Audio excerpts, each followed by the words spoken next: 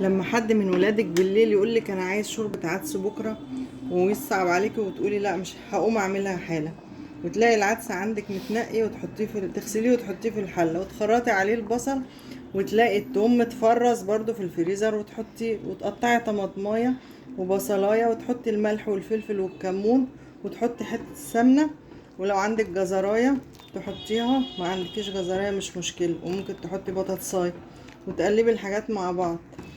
وبعد ما هيغلوا هنضربهم بالهاند بلندر وبقى عندنا اجمد شوربة عدس.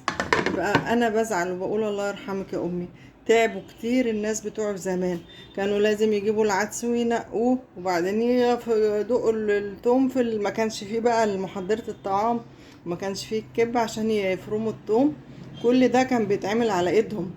قطعي البصل، دقي التوم، نقي العدس، قصة كانت تقيلة. وبعد كده كمان ما كانش لسه الخلاط، كان في مصفى باليدوية، وبعدين الاختراع اللي طلع لهم بقى وكان كبير قوي الخلاط.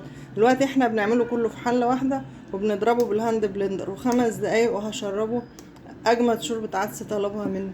ربنا يرحم كل اللي ماتوا وتعبوا، وربنا يدي الصحة والعافية لكل الستات الشقيانة، وربنا يسعدنا جميعا. ليلتكم سعيدة وشوربة عدس هنية للي هياكل.